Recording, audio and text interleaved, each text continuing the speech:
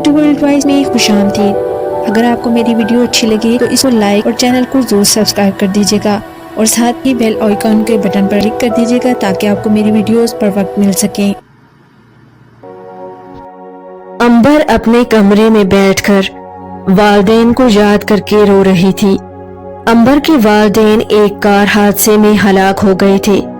ان کی ہلاکت کے بعد امبر صحیح سے سنبھل نہیں پا رہی تھی، حالانکہ انہیں فوت ہوئے 1 سال گزر چکا تھا۔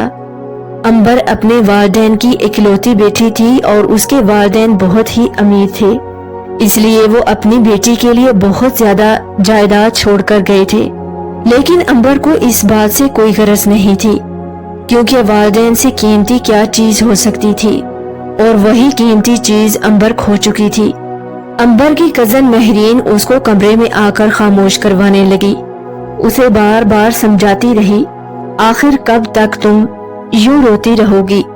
اس طرح تو تم ذہنی مریضہ بن جاؤ گی، تم بات بھی بہت کم کرنے لگی ہو، اس قدر اثر مت لو، میں جانتی ہوں یہ دکھ بلائے نہیں بھول سکتا، لیکن اب تمہیں جینا ہوگا اس حقیقت کے ساتھ، اور تم ایک مضبوط لڑکی ہو، پڑھی لکھی ہو، دیکھو تمہاری وجہ سے میری ماما بھی بہت پریشان رہتی ہیں، تم انہیں اپنی ماں کیوں نہیں سمجھتی؟ خالہ بھی تو ماں ہی ہوتی ہے۔ یہ کہتے ہوئے مہرین امبر کو مسلسل سمجھا رہی تھی، لیکن امبر ویسے ہی اداس حالت میں بیٹھی تھی اور اس پر کسی بات کا کوئی اثر نہیں ہو رہا تھا، جبکہ مہرین نے کچھ سوچتے ہوئے کہا، ٹھیک ہے چلو شاپنگ پر جاتے ہیں۔ امبر اسے انکار کرتے ہوئے کہنے لگی، میرا دل بالکل بھی نہیں شاپنگ پر جانے کے لیے، تم اکیلی چلی جاؤ۔ مہرین دراصل امبر کی بیسٹ فرینڈ بھی تھی اور وہ اچھی طرح جانتی تھی کہ امبر اس طرح اپنے آپ کو روک لگا لے گی اگر ایسے ہی بیٹھی روتی رہی۔ وہ اپنی ہر کوشش کر چکی تھی پچھلے 1 سال سے امبر کو سنبھالنے میں، مگر ناکام تھی، جبکہ اس کی ماں جو امبر کی خالہ تھی وہ بھی اس کا بہت خیال رکھتی۔ امبر اپنے والدین کی وفات کے بعد اپنی خالہ کے پاس ہی ٹھہری تھی، جبکہ اس کا اتنا بڑا گھر اب خالی اور ویران پڑا تھا۔ امبر کے باپ کا بزنس اب اس کا خالو ہی دیکھ رہا تھا۔ ایک روز امبر کی خالہ جس کا نام سمینہ تھا، اس نے اپنے شوہر سے بات کرتے ہوئے کہا، میں سوچ رہی ہوں امبر کی شادی کر دیتے ہیں، اس طرح اس کا دل بھی بہل جائے گا اور وہ اپنی زندگی میں مگن بھی ہو جائے گی، شاید ایسے وہ اپنے والدین کے دکھ کو بلانے کی کوشش کرے، ورنہ تو وہ اس حادثے کو دل میں رکھ کر بیٹھی ہے اور نفسیاتی بیماری لگوا لے گی۔ امبر کا خالو بھی نہایت امیر انسان تھا، لیکن اب اس کے دل میں کہیں نہ کہیں امبر کی جائیداد کا لالچ بھی پڑ چکا تھا۔ وہ اپنی بیوی سے کہنے لگا، ابھی اس قدر جلدی کی کیا ضرورت ہے؟ مانتا ہوں امبر جوان ہے، مگر ہم اس کی شادی کر دیں تو وہ ایسے ہی اداس اپنے سسرال میں رہی تو اس کے سسرال والے اسے ایک پل بھی برداشت نہیں کر پائیں گے۔ ہم تو اس کے قریبی رشتہ دار ہیں، اس کی اس حالت کو سمجھتے ہیں، لیکن ہو سکتا ہے اس کے سسرال والے اس کے ساتھ صحیح سے ایڈجسٹ نہ ہو پائیں اور امبر کو قبول نہ کریں، ایسے امبر مزید اذیت کا شکار ہوگی۔ دراصل امبر کا خالو کسی صورت بھی نہیں چاہتا تھا کہ امبر کی شادی ہو، خاص طور پر تب تک جب تک امبر کا بزنس وہ اپنے نام نہیں کروا لیتا۔ امبر کی خالہ کی بھی ایک ہی بیٹی تھی، دونوں تقریباً ایک ہی عمر کی تھی، سب سے بڑھ کر وہ ایک دوسرے کی بیسٹ فرینڈ بھی تھی۔ امبر اس حادثے کی وجہ سے اب یونیورسٹی جانا بھی چھوڑ چکی تھی۔ اتفاق سے امبر کے والدین اور امبر کی خالہ ایک ہی شہر میں رہتے تھے۔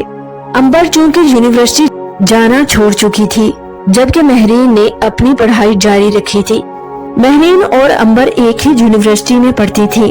مہرین نے ایک روز امبر سے کہا، اب بہت ہو چکا، کیا ہم تمہارے کچھ نہیں لگتے؟ مجھے اپنی بہن کہتی ہو اور کیا اب اپنی بہن کی بات نہیں مانو گی؟ مہرین امبر کو ایموشنل کرتے ہوئے اس کے جذبات کو جگانا چاہتی تھی تاکہ امبر پھر سے زندگی جینا شروع کرے۔ امبر دھیمے سے لہجے سے بولی، تم کیا کہنا چاہتی ہو مہرین؟ महरीन मुस्कुराकर कहने लगी, पिछले 1 साल से मैं तुम्हें क्या कह रही हूँ, क्या तुम अभी तक नहीं समझी, जो आज फिर से वही सवाल कर रही हो। अंबर खामोशी से उसके चेहरे की तरफ देख रही थी। इतने में महरीन फिर से बोली, मुझे कुछ नहीं मालूम, तुम कल से यूनिवर्सिटी जाओगी और अब तुम्हें कोई डिप्रेशन की मेडिसिन भी नहीं लेना। ये दवाइयाँ आखिर कब तक तुम्हें मदहोश रखेंगी। धीरे धीरे तुम्हें ये दवाइयाँ लग जाएंगी और इन दवाइयों के बगैर तुम्हें नींद भी नहीं आएगी। इस तरह तुम अपने आप को ज़हनी मरीजा बना लोगी। अपने आप पर नहीं तो मुझ पर ही तरस खाओ, मुझसे तुम्हारी ये हालत देखी नहीं जाती। महरीन आज अंबर को काफी हद तक इमोशनल करते हुए लाइन पर ला चुकी थी। अंबर फिर महरीन से कहने लगी, ठीक है। इतने में महरीन की वालिदा कमरे में आई और अंबर से कहने लगी, क्या आज तुम हमारे साथ डिनर करोगी?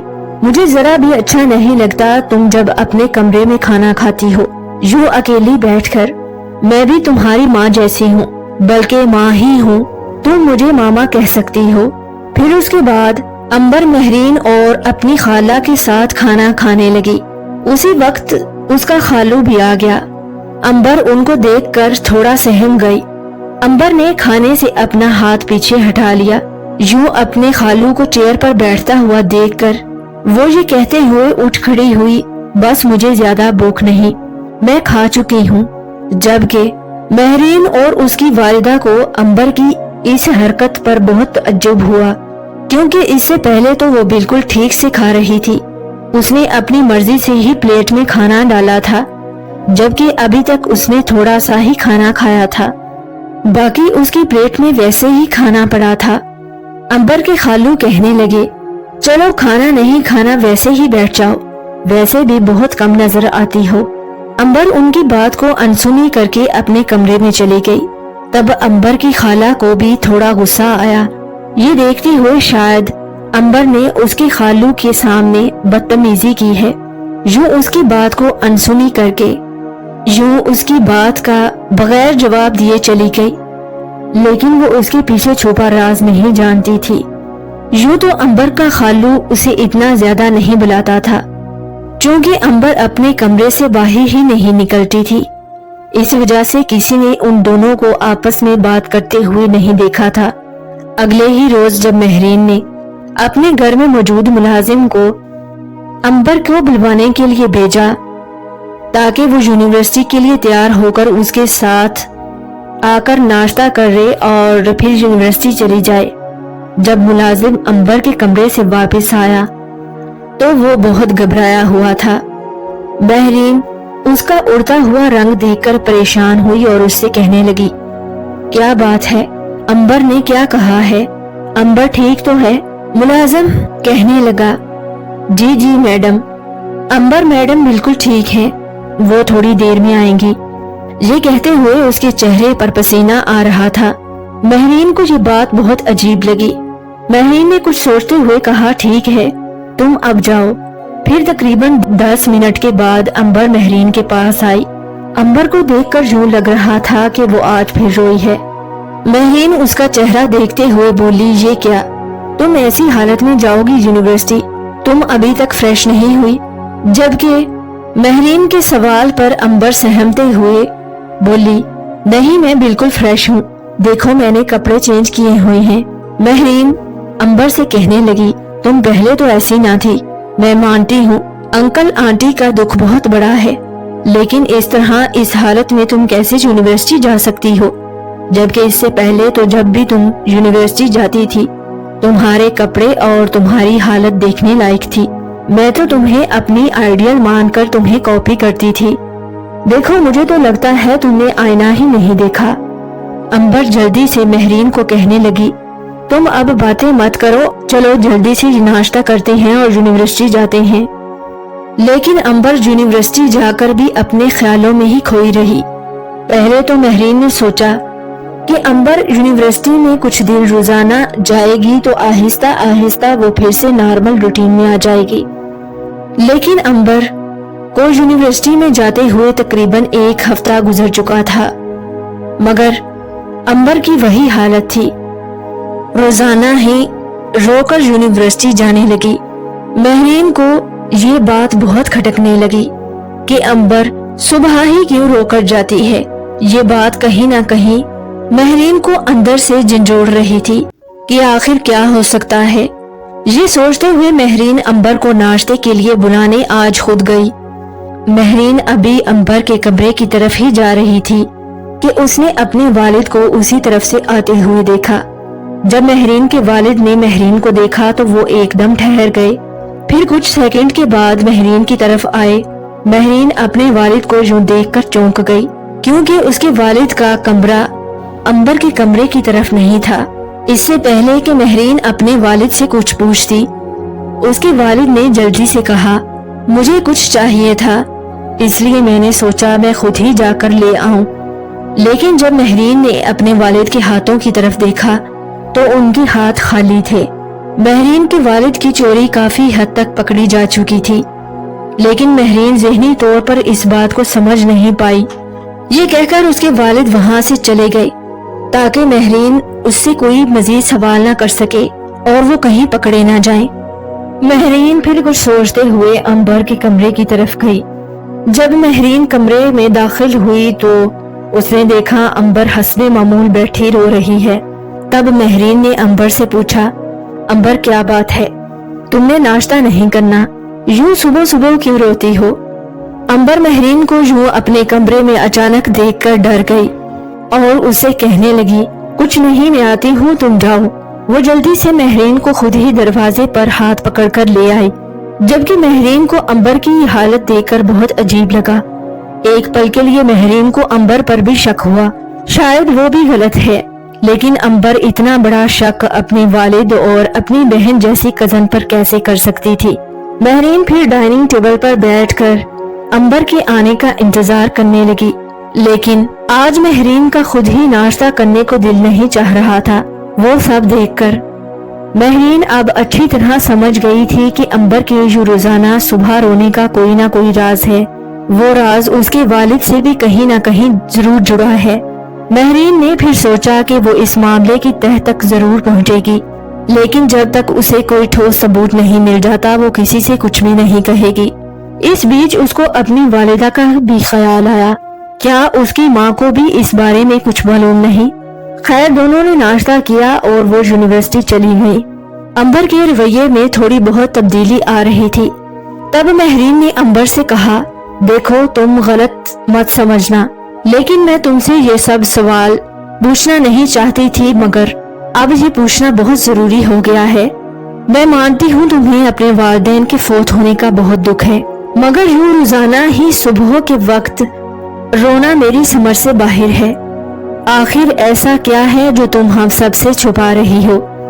میں تم سے یہ سوال پہلے بھی کر سکتی تھی، لیکن تب میں نے مناسب نہیں سمجھا۔ میں سمجھی کہ شاید تم اپنے ڈپریشن کو اس طرح نکال رہی ہو، لیکن اب تم کافی بہتر ہو چکی ہو۔ میں نے نوٹ کیا ہے تم سارا دن بالکل ٹھیک رہتی ہو، مگر صبح تمہیں جیسے کوئی دورہ پڑتا ہے۔ دیکھو میری بات کا اور مطلب مت لینا، مجھے تمہاری فکر ہے اس لیے میں تم سے یہ سب پوچھ رہی ہوں۔ امبر خاموشی سے مہرین کے سوالات سنتی رہی اور پھر اس سے کہنے لگی، کلاس کا وقت ہو چکا ہے، میرے خیال سے ہمیں کلاس اٹینڈ کر لینی چاہیے۔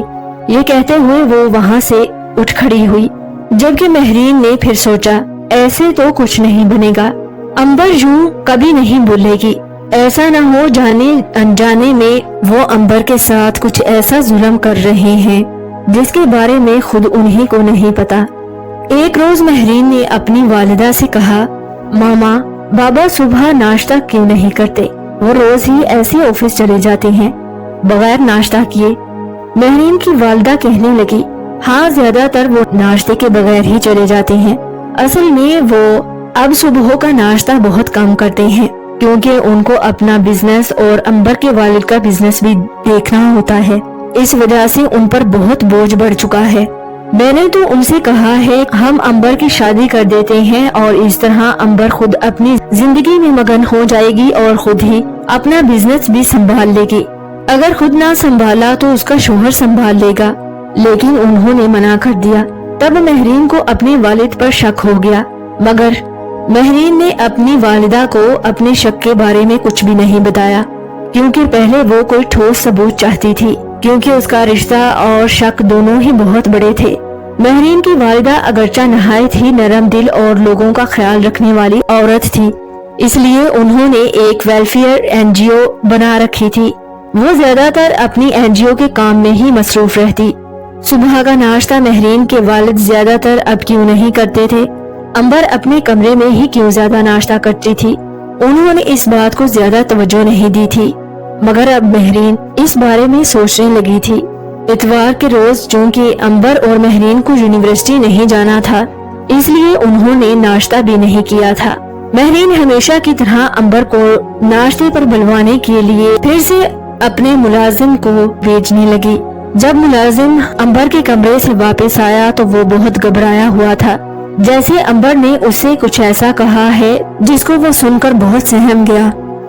महरीन यूं मुलाजिम की हालत को देखकर उससे कहने लगी, क्या बात है, अंबर ने आज भी तुमसे कुछ गलत कहा है क्या? मुलाजिम बात करते हुए अटकने लगा और कहने लगा, नहीं तो नहीं मैडम साहबा, अंबर बीबी अभी आ जाएंगी, उन्होंने बस मुझे इतना ही कहा है। ये कहकर वो जल्दी से अपने काम पर लग गया।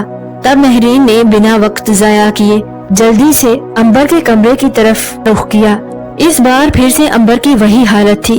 तब महरीन ने अंबर के पास बैठते हुए कहा, मुझे अब तुम्हारी इस हालत पर गुस्सा आता है, मुझे चिढ़ होने लगी है। आखिर क्या बात है, तुम बताती क्यों नहीं?